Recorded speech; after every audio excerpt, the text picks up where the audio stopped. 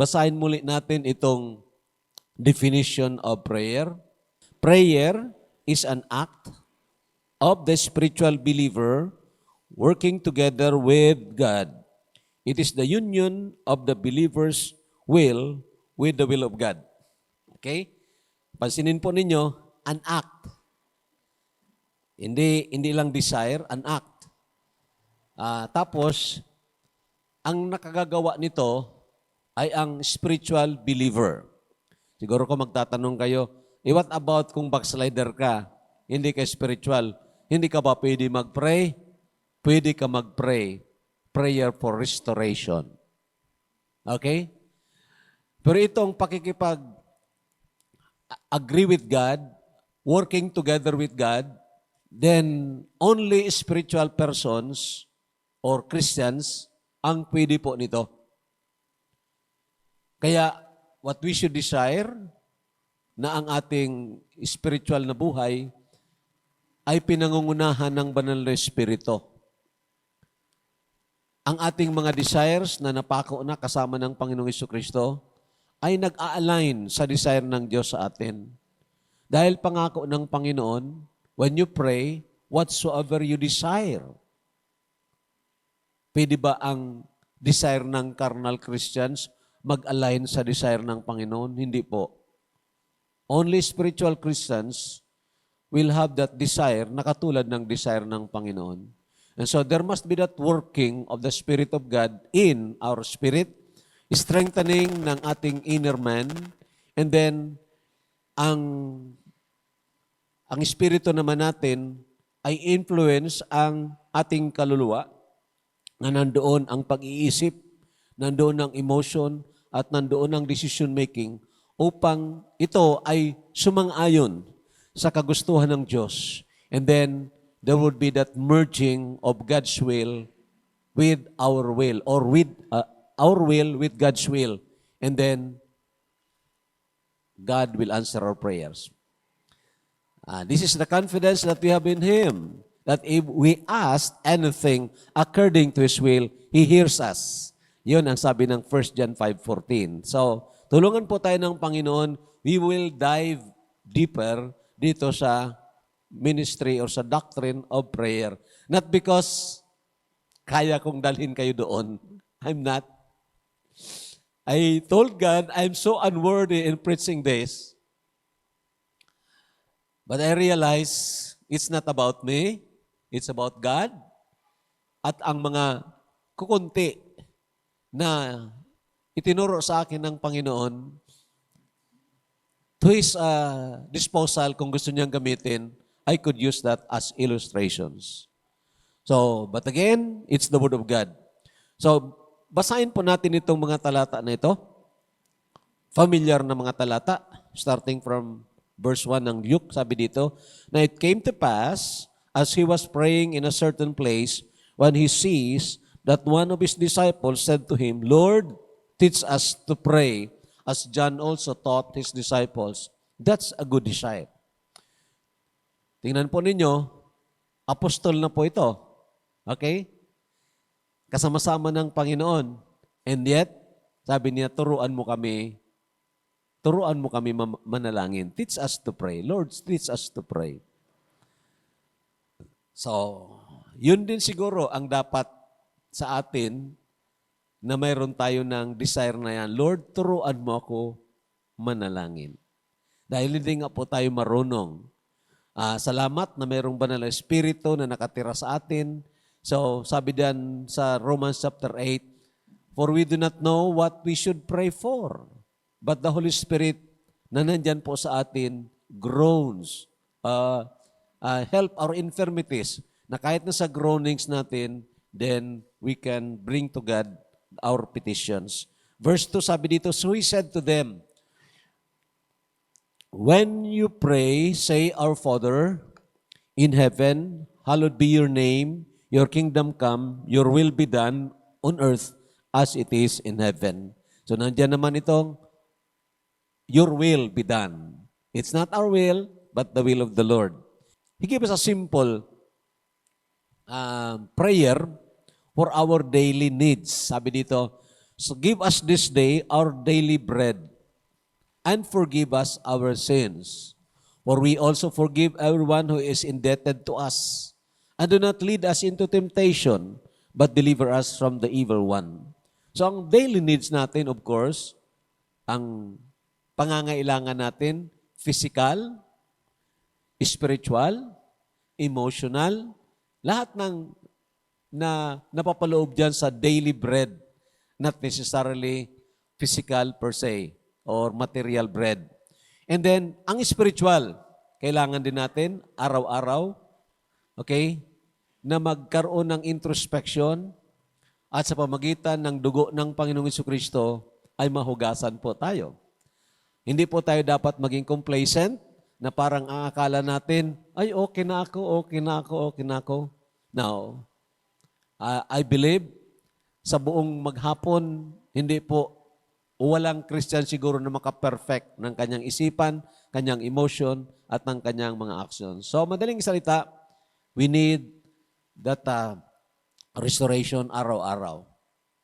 Okay? Diyan sa Panginoon. And then, of course, we need also to be forgiving to others, relational. And then, we need God's protection from the evil one.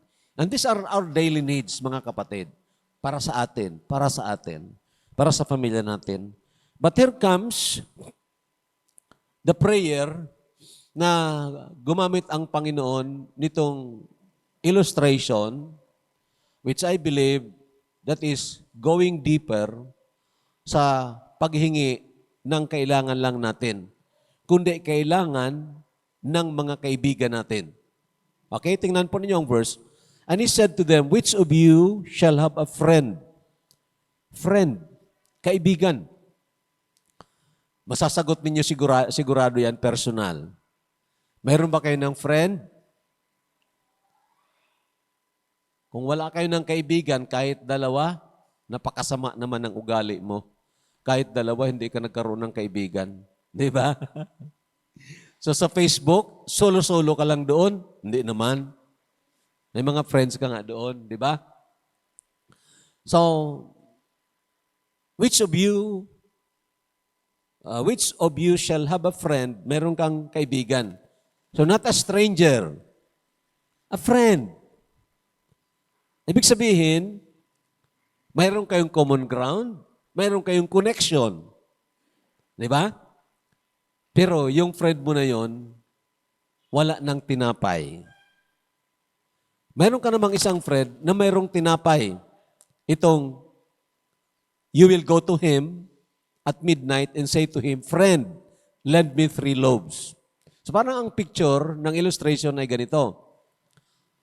Andito ako, may kaibigan ako, lateral, meaning horizontal, pero may kaibigan ako, vertical, na mayroon siyang tinapay.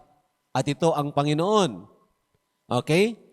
Ngayon, itong kaibigan ko, dumating sa akin ng hating gabi. Sabi ng verse 6, for a friend of mine has come to me on his journey, and I have nothing to set before him. So ang aking kaibigang ito, walang tinapay. Ang isa mayroong tinapay. So magmi-mediate ako, meaning magpapagitna ako, nahihingi ako doon sa kaibigan ko na mayroong tinapay para maibigay ko, mapakain ko itong kaibigan ko na walang tinapay. Very nice illustration of intercessory prayer. Okay? Okay ang relasyon mo sa Panginoon, hindi lang na naligtas ka, but you're a friend ng Panginoon. Hindi ka yung tao na sinasabi ng James chapter 4, he that is friend of the world is an enemy of God. Di ba? Meaning, hindi ka carnal nga, hindi ka nga worldly, ayaw mong manirahan dyan sa buhay na bali ang gusto mo, ang gustong masunod. Kundi doon ka sa buhay na ang gusto mo ay ang gusto ng Panginoon. Okay? Itong pagiging spiritual, hindi po ito parang in a matter of years, dahil matagal ka ng Christian, maging automatic spiritual ka. No, it's not.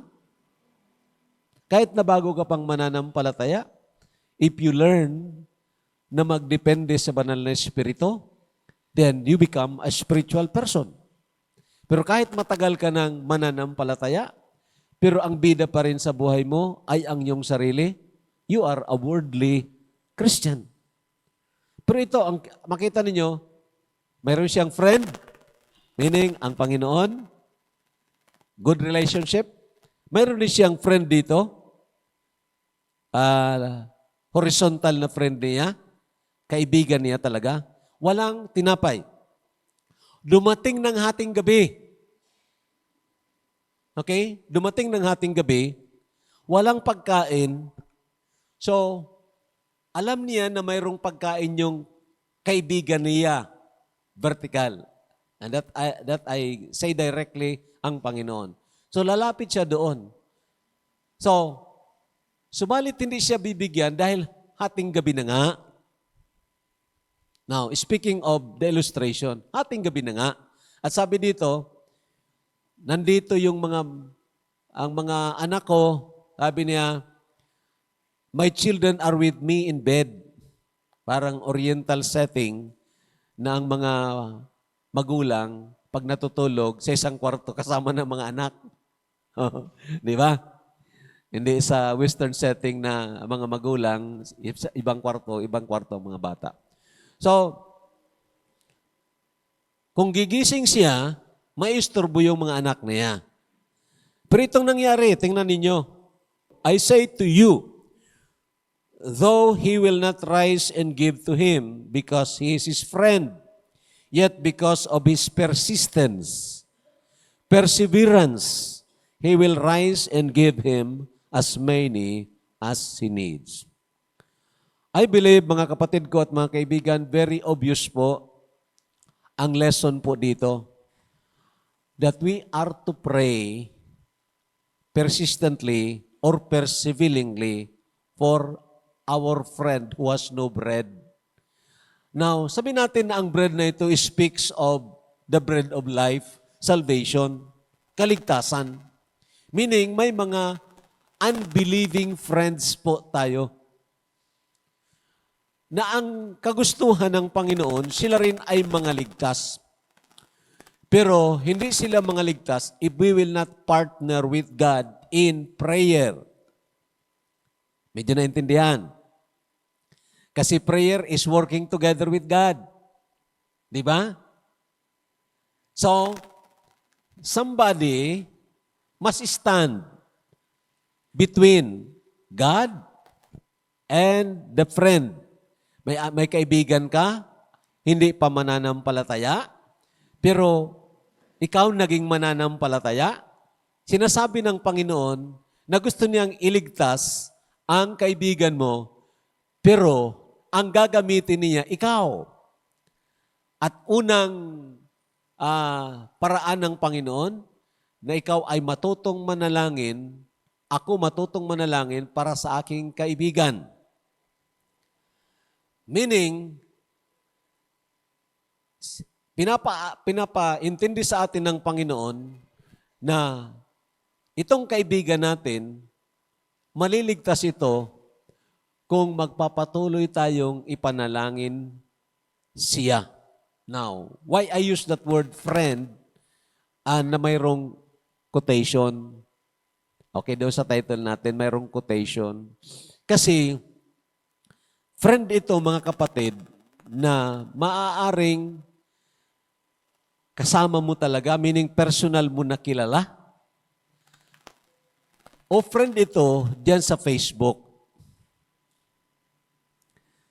Pwede kaya na magamit natin ang relationship na yan, ang connection natin sa kanila, para makarinig sila ng salita ng Diyos, at the same time, maprehan natin sila para maligtas. Sino sa inyo dito ang walang Facebook? Taas ng kamay. Walang Facebook. Kung wala ka ng Facebook, kung mayroong time machine dito, ibabalik kita doon sa 1950 na tao. Ngayon, sa panahon natin, parang walang tao na walang Facebook kahit na sa barangay. Di ba?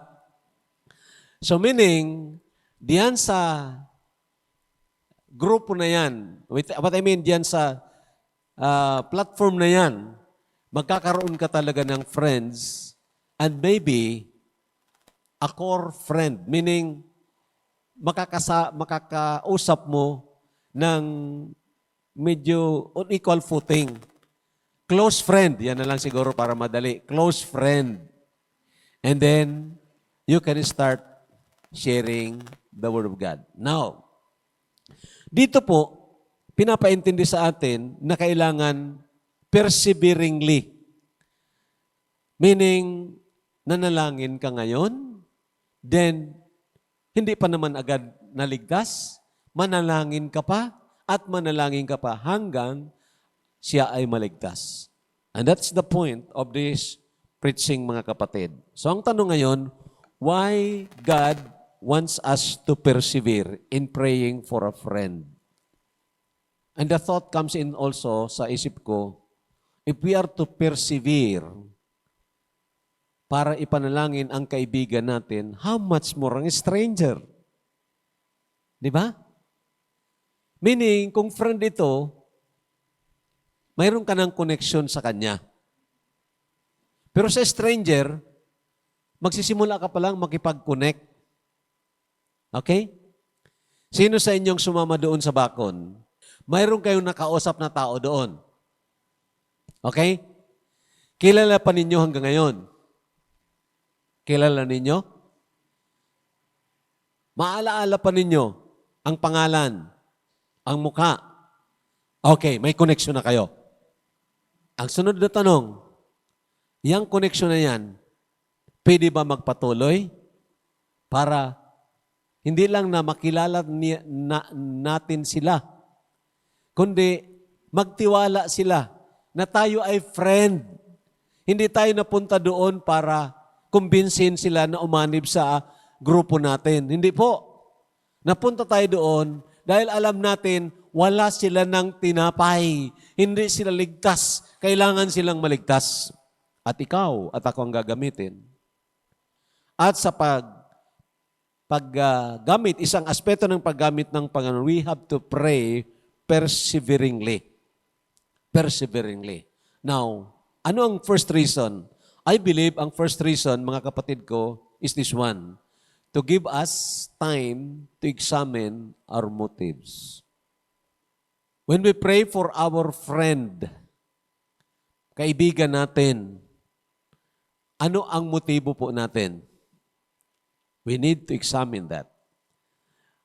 Ang pagkaligtas ba niya, kung iligtas siya ng Panginoon, will it glorify God? Na pwede natin itanong yan sa ating sarili. Will it glorify God? Ang magiging resulta, kung sagutin ng Panginoon ang ating prayer na maligtas siya, magresulta kaya sa eternal benefits or temporal benefits lang. So, sa panahon na yan na tayo ay nananalangin sa kanila at hindi pa sinasagot ng Panginoon ang prayers natin, I believe, binibigyan tayo ng Panginoon ng pagpanahon para i-examine natin ang motibo natin. Alam nyo, mga kapatid, madali po tayo mahulog, sabi ko sa inyo, doon sa ritualistic na pag-pray. Na nagsabi si pastor, kailangan i-pray ko ito na kaibigan ko. So, maprayan mo na, Lord, pinagprayan ko na itong kaibigan ko na maligtas. Bahala ka na po. Baka ang iba pa nga, pag nagpipray, Lord, kahabagan mo naman ang mga taga-bakon. Okay naman po yun pag initial na prayer. Pero later on, magtatanong siguro ang Panginoon, sino mga taga-bakon diyan? Mayroon ka bang connection sa gusto mo na maligtas diyan? And you want to work together with me in prayer and in evangelism? Okay? So, mayroon ka bang koneksyon? Sino ba yon? Mga taga-bato. Mga taga-bakon. Sino ba yung taga-bakon doon? May kilala ako doon. Na-witnessan ko yon.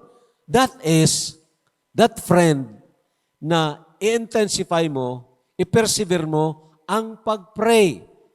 Nakuha natin? Okay? So, the answer should glorify God. The answer should have eternal benefits. Anong ibig sabihin yan? Okay? Hindi po ito na pasikatan. Sabihin ko po sa inyo, dumaan po ako sa medyo ayaw ko ng daanan.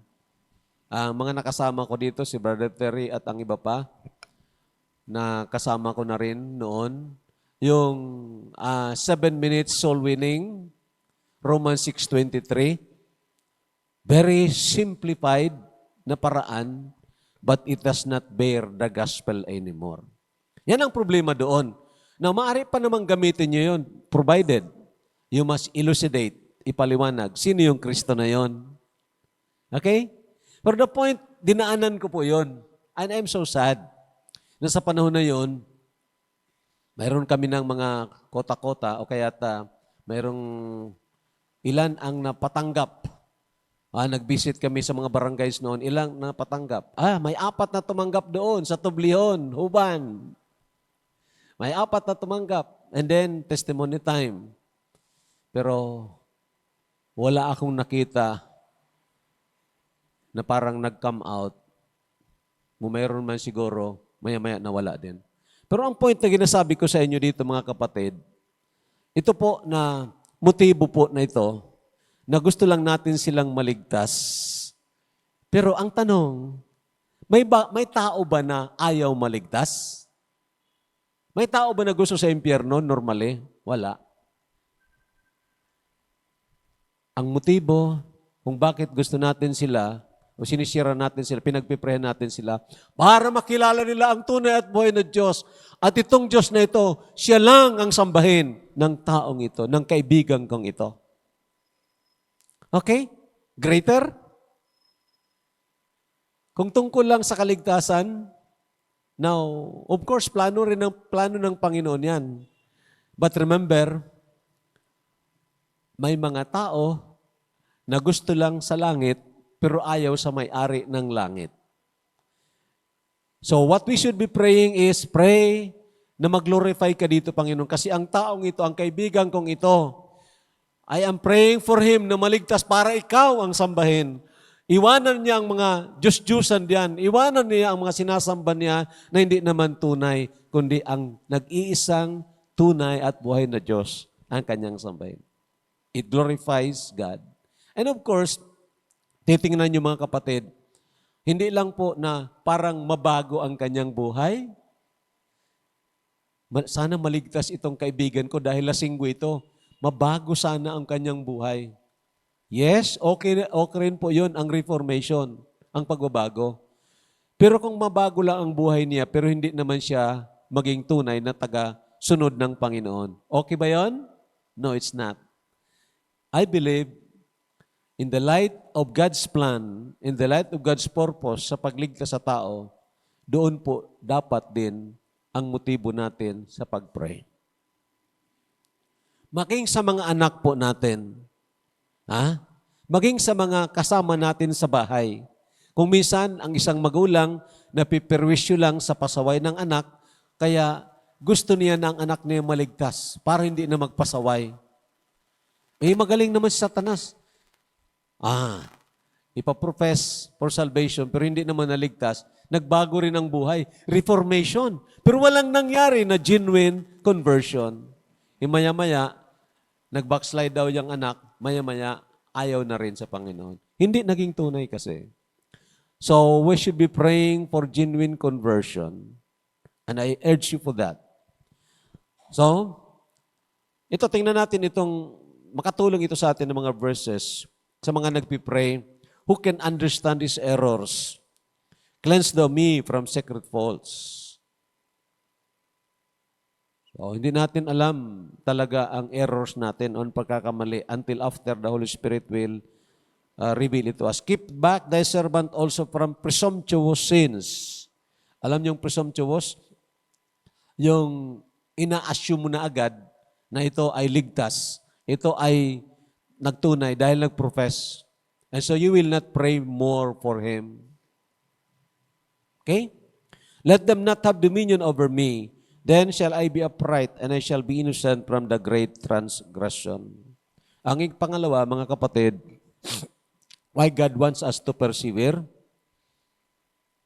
To increase the frequency of our faith. Now, I want to explain this. Dahil sa ating kapanahonan ngayon, parang ang na-highlight yung pananampalataya kaysa object ng sasampalatayanan. So ang tanong is, do we really need a big faith? Kailangan ba natin ang malaking pananampalataya? Or we only need a little faith on a big God? Alin ang gusto nyo dyan? Malaking pananampalataya? Siguro ko nakarinig kayo niya na hindi napagaling, pinatungan ng kamay, hindi naman na gumaling, hindi na lumayas yung masamang espiritu. Kasi kunti ang pananampalataya. So you need a big faith, a leap of faith. Well, mga kapatid, iba po ang sinasabi ng salita ng Diyos. Ito, pag-aralan natin. Luke 17:3. Take heed to yourselves. If your brother sins against you, rebuke him. And if he repents, forgive him. Okay? Mag-ingat kaya sa iyong sarili.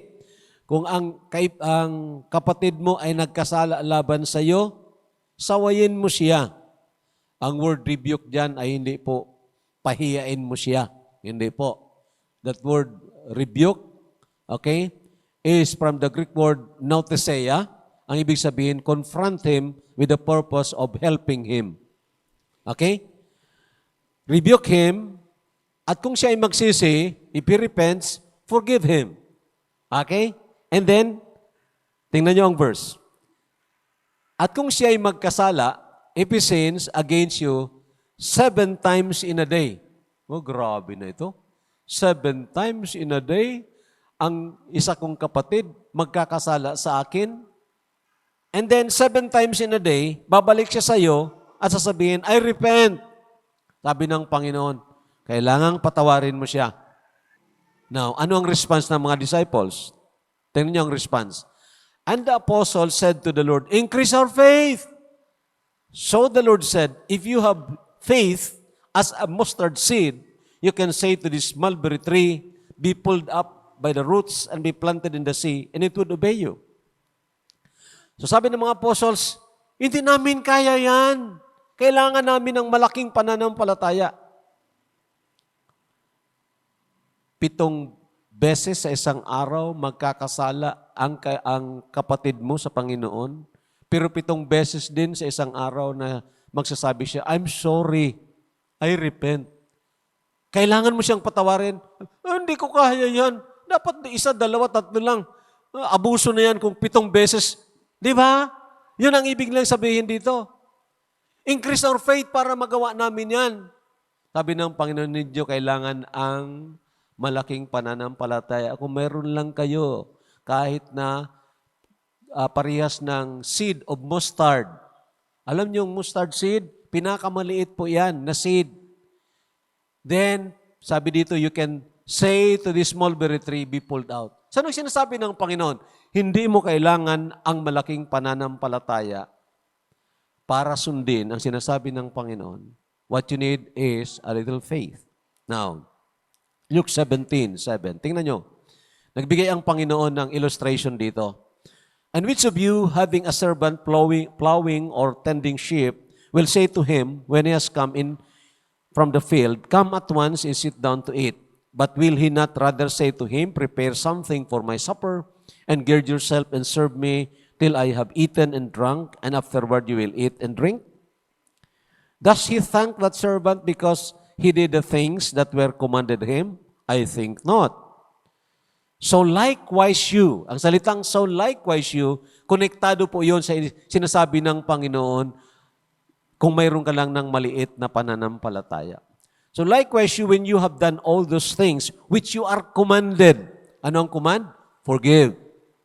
Say, we are unprofitable servants, we have done what was our duty to do. Ang ilustrasyon, sabi ng Panginoon, sino-sino sa inyo ang mayroong servant, galing siya sa bukid, pagod na pagod siya, na pagdating niya sa bahay, o sa bahay mo at sabihin mo, sige, maupo ka na dyan, pwestuhan kita, serbihan kita. Ganun ba ang sinasabi mo? Sabi na hindi. Sabi ng Panginoon, di ba ang ginagawa ninyo, kahit na pagod yung servant na yan, pagdating niya, oy, pagpisto na dyan, kakain ako. Di ba?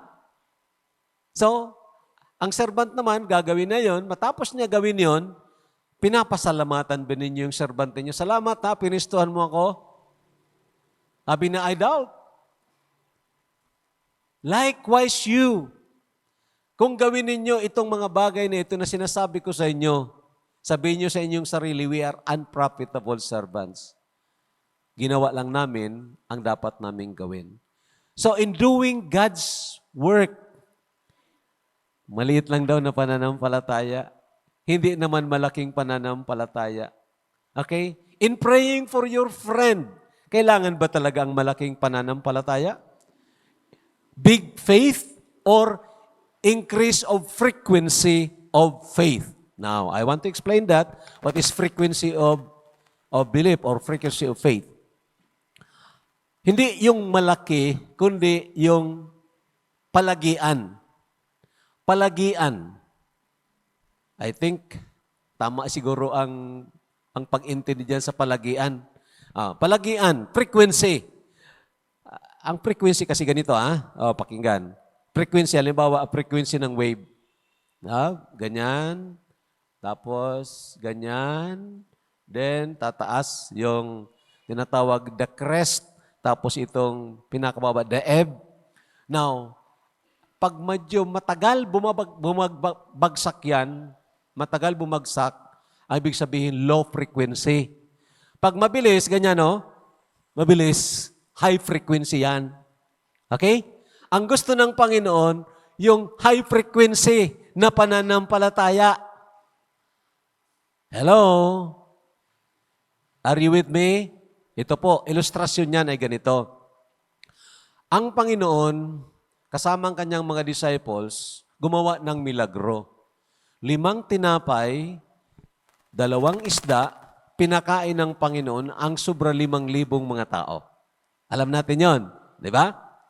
Ngayon, matapos sila makakain, sobra pa nga, 12 baskets full pa ang mga natira. Then sabi ng Panginoon, sige na, mauna na kayo. Tumawid na kayo doon sa ibayong dagat, sa lake yon, Lake of Gennesaret. Tumawid na kayo. I will go up sa mountain to pray. Samantalang sila nandoon sa gitna ng dagat, lumakas ang alon, lumakas ang hangin, lumakas ang alon, at talagang hindi nila makaya. 4th watch pa naman yun, meaning 4 o'clock in the morning, o mga madilim masyado. At hindi sila makasulong dahil malakas ang hangin, contrary ang wind, then balik-balik sila doon. Remember, they are experts fishermen. Subalit sa punto na yon, na grabe ang alon. Sabi na, we will perish, we will perish. Nakita nila, naglalakad. May naglalakad. Nakita nila may liwanag. Naalala ninyo yon? At sabi nila, multo! Sabi ng Panginoon, huwag kayong matakot, ako ito, it is I. And then, umakyat ang Panginoon doon at sinaway yung hangin, then, nagkalma po ang alon. And then, nagtaka sila, nagmarvel sila. Sabi ng Panginoon, O ye of little faith! Ano bang ibig sabihin ng Panginoon, little faith doon? Sabi niya, grain of mustard. Pakatapos ngayon, kailangan pala ang malaking pananampalataya. That is frequency. Nakita niyo ang kapangyarihan ko na maggawa ako ng 5 tinapay, 2 isda, napakain ng sobra 5,000 tao. Ngayon nasa gitna kayo ng dagat. Dapat naniwala pa rin kayo sa akin. Dapat nanampalataya pa rin kayo sa akin. Bakit ang pananampalataya ninyo hindi frequent? Bakit urong sulong? Yun ang ibig sabihin. Yun ang kailangan po natin. An increase of faith does not mean big kind of faith. It's not. An increase of faith means frequency, continuity. Dahil ang pangako po ng Panginoon ay hindi po yan nagdedepende per se sa ating malaking pananampalataya. So, ang ibig ko sabihin dito, mga kapatid, yun ang kailangan ko. Frequency ng pananampalataya. Every day, Lord, alam ko ang pangako mo, tunay yan, hindi yan magbabago. Nagbabago-bagong emotion ko, pero ang pangako mo hindi. So magpapatuloy ako manalangin. Sabi mo, ipanalangin ko ang kaibigan ko dahil itong kaibigan ko na ito, kailangan siyang maligtas. So, ipapanalangin ko siya. Kinaumagahan, pray ka muli. Kinaumagahan, pray ka muli. Yun ang ibig sabihin ng persevering prayer. Hanggang hindi maligtas ang anak mo, o kaibigan mo, o kasama mo sa bahay, huwag mong tigilan sa pananalangin. There must be that frequency of faith. So mga kapatid, I'm trying to tell you, ang pag-pray para sa ating mga kaibigan, quote-in-quote, magulang or kapatid, o kaibigan dyan sa Facebook ninyo, hindi lang po isang beses. You pray perseveringly dahil gusto ng Panginoon, lumago ka sa frequency of your faith. Gusto ng Panginoon ma-purify ang motive natin na hindi makasarili, hindi pansarili, na ang resulta nito will glorify God, magkakaroon ng eternal impact, hindi lang temporal. And then lastly, how does God increase the frequency of our faith? Daanan ko lang ito. By listening to God's Word, believing it, and applying it. Okay? So, nandyan naman po talaga ang mga pangako ng Panginoon. Alamin natin yon, sampalatayanan natin yan. Kung kailangang i-apply po natin yon. And then, God will increase the frequency of our faith. Ang pangatlo na reason why God wants us to persevere, ito po, to allow us to share in Christ's ministry of intercession. May mga tanong ako, natanong ko rin sa aking sarili. When I pray for my friend, ang tanong ko dito, mayroon ba ako ng habag sa kanyang kaluluwa, parehas ng habag ng Panginoon? Do we have compassion for souls like Jesus? Tingnan niyo itong friend na ito.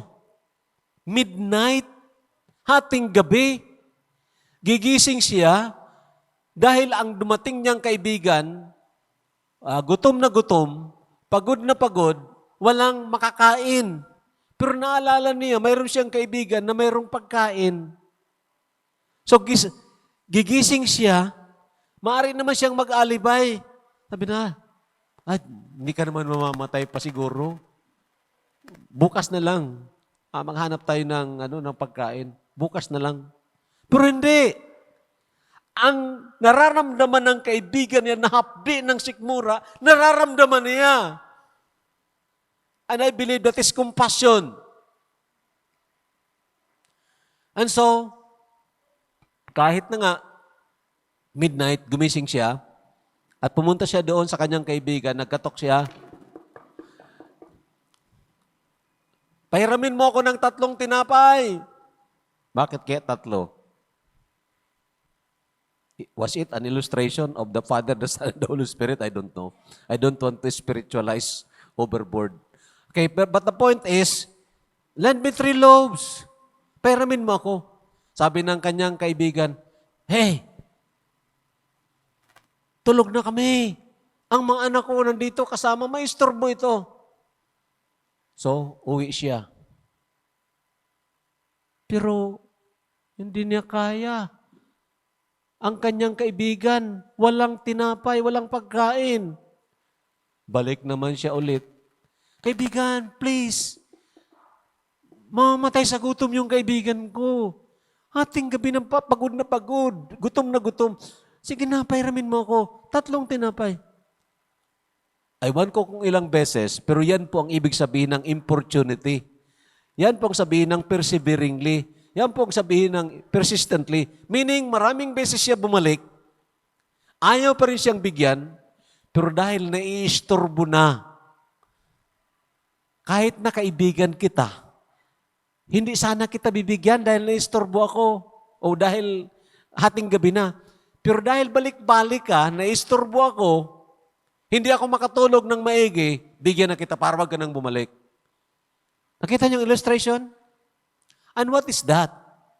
In praying for our loved ones, para sila ay maligtas, kailangan mayroon tayo ng habag, katulad ng habag ng Panginoong Jesucristo. And there is also, this one, are we willing to stand between the gap? I'll explain it. So magitan ng verse. So ito po ang Matthew chapter 9, verse 35. But when he saw the multitudes, he was moved with compassion for them because they were weary and scattered like sheep having no shepherd. So, ang Panginoon maraming pinagaling doon, maraming mga inalihan ng masamang espiritu na pinalayas niya. So, walit na makita niya ang karamihan, he was moved with compassion.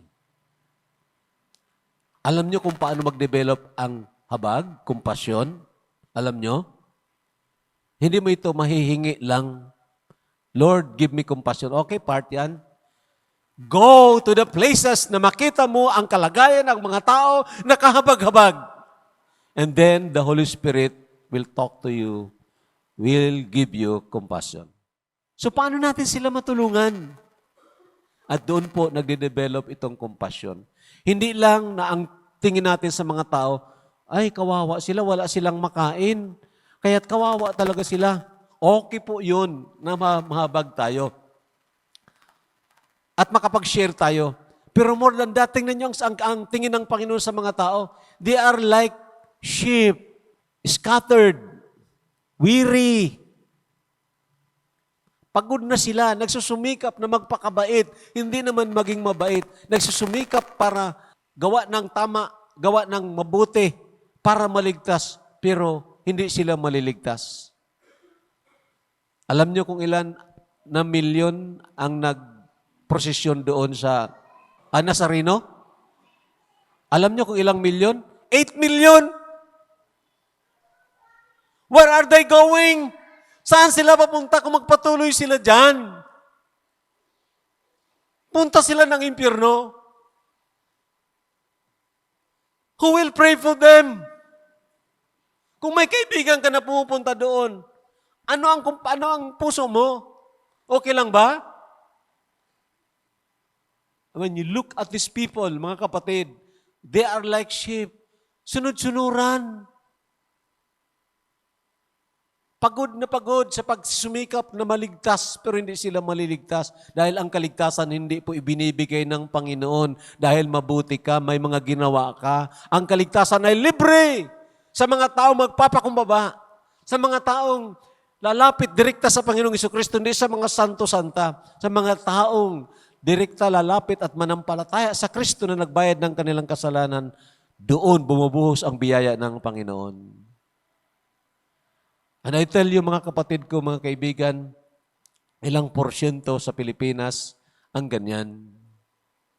Kukunti lang tayo. Dito na lang sa atin sa Sorsogon, 64 barangays, ilan dyan ang talagang may mga mananampalataya na sa lugar na yan. So I'm trying to tell you, I need the compassion of the Lord. Tingnan niyo ito. Pagkatapos nitong makita ng Panginoon, and He was moved with compassion, sabi niya sa mga apostles niya, He said to His disciples, the harvest truly is plentiful, but the laborers are few. Therefore, pray the Lord of the harvest. Now, magtatanong ka, kailangan pa akong mag-pray? May kompasyon ang Panginoon? Pwede niyang iligtas ang mga taong yun? Bakit? Isasama niya ako. Because God wanted us to join in that intercessory prayer of Christ. Gusto ng Panginoon na makasama ka. kasama ako na doon sa ministry of intercession, then isa tayo sa magsabi, Lord, I agree with you na kailangang maligtas you. Iligtas mo po sila. Iligtas mo po sila. Sometimes we do not understand that prayer is working together with God. No, it's working together with God. Kayang-kayang iligtas ng Panginoon yung kahit wala ka, kahit hindi ka manalangin. Pwede iligtas yun ng Panginoon, pero that is not His design. Hindi po yung design ng Panginoon. Ang design ng Panginoon is, you involve in praying for your friends. And you involve incessantly, perseveringly, then you are joining the heart of Jesus. Okay? Tingnan yung verse na ito, Hebrews 7:25.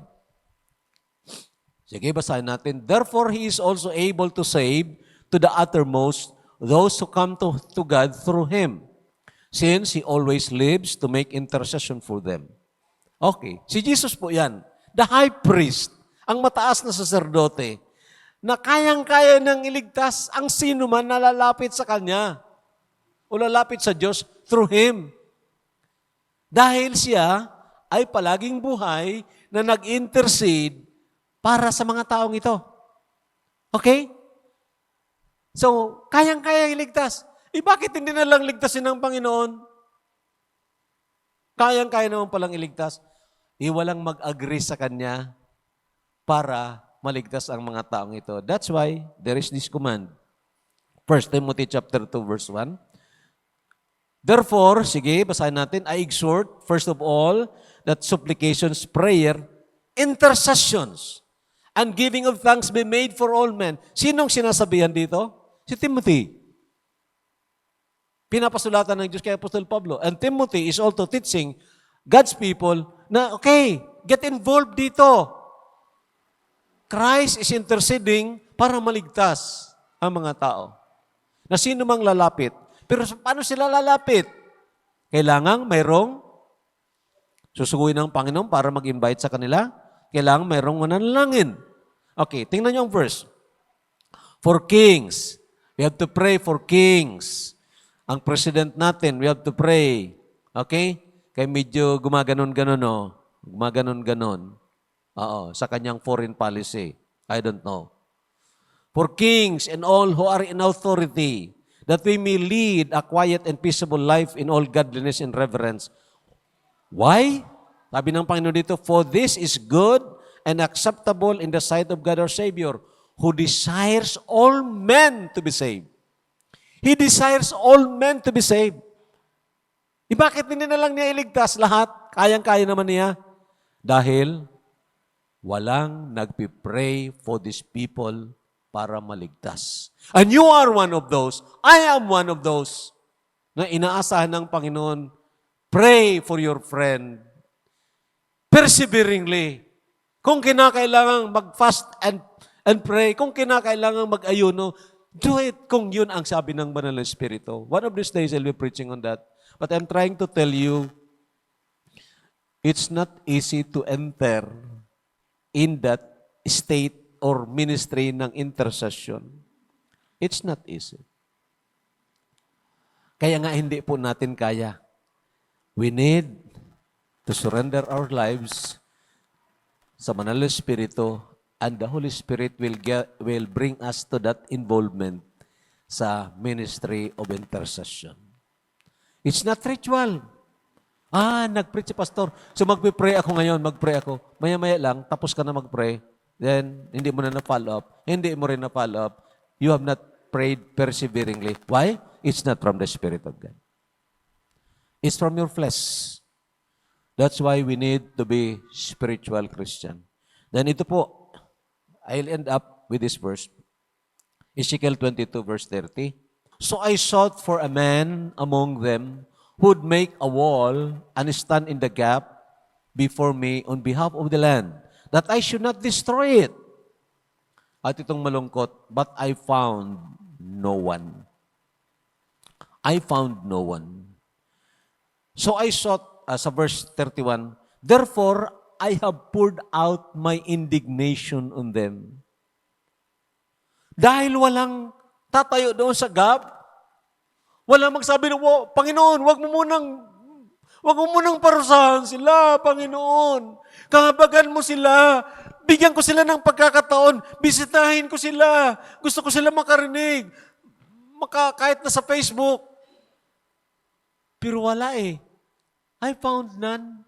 And so sabi ng Panginoon, I have poured out my indignation on them. I have consumed them with the fire of my wrath. And I have recompensed their deeds on their own heads, says the Lord God. Kung kilala po natin ang Diyos ng Biblia, na hindi po magkukonsinti ng kasalanan, then we will perseveringly pray sa mga tao, lalo na kaibigan natin, mahal natin sa buhay, na alam natin hindi pa naligtas. Nandoon pa sila sa pagsamba sa mga Diyos-Diyusan, kailangan ipanalangin natin sila kahit na magsakripisyo tayo kung kinakailangan. Yun pong ibig sabihin. Intercessory prayer is suffering together with Christ. Standing between the gap. Anong ibig sabihin ng standing between the gap? Naalala niyo si Moses? Si Moses, Exodus chapter 31 and 32. Nagpasaway yung mga Israelita. Si Moses nandoon kasama ng Panginoon. And then sabi ng Panginoon, Moses, yung mga tao na kinuha mo sa Egypto, sabi na nagpasaway, nagsamba sa Diyos-Diyusan. Buburahin ko sila, papatayin ko sila, at gagawin kitang bansa. Grabe na offer yon. Pero, alam niyo ang prayer ni Moses doon? If you read it carefully, sabi ni Moses, nagpipray siya doon, Lord, totoo, nagkasala ang mga taong ito, at ikaw ay Diyos na may kapangyarihan, magparusa sa kanila. Totoo yan. Pero Panginoon, kung pwede, ako na lang ang burahin mo doon sa aklat ng buhay. Nabasa niyo yan? Exodus chapter 31, 32 ata. Ako na lang ang mayroong post doon mayroong high pen doon. Because Moses was crying. He was crying. He's offering himself, Lord, ako na lang ang patayin mo. Iligtas mo lang sila. I cannot understand that feeling. But you will know it if you learn how to intercede for people. You will cry for your parents. You will cry for your children. You will cry for your loved ones na alam natin hindi pa naligtas. Because pinapasok ka ng Panginoon, pina-involve ka ng Panginoon sa ministry of intercession. It's a sacrifice, it's a rewarding sacrifice. To God be the glory. Oh, na walang may pahambog ang anuman, sinuman. The Lord saved my siblings. Iba-ibang panahon. Pero I don't believe it's because of me. It's because of the Lord who answered prayers. Dahil ang Diyos, pag tayo po ay natutong manalangin, interceding for others, sabi ng Panginoon, He will answer. He will answer. Kung nag-aakala kayo na alaswerte lang, makinig kayo ng maigi, tapos na ako dito. Kung nag-aakala tayo na alaswerte lang maliligtas ang mga mahal natin sa buhay, without intercessory prayer, you are seriously mistaken. We need to pray perseveringly for our friends. The Lord bless us.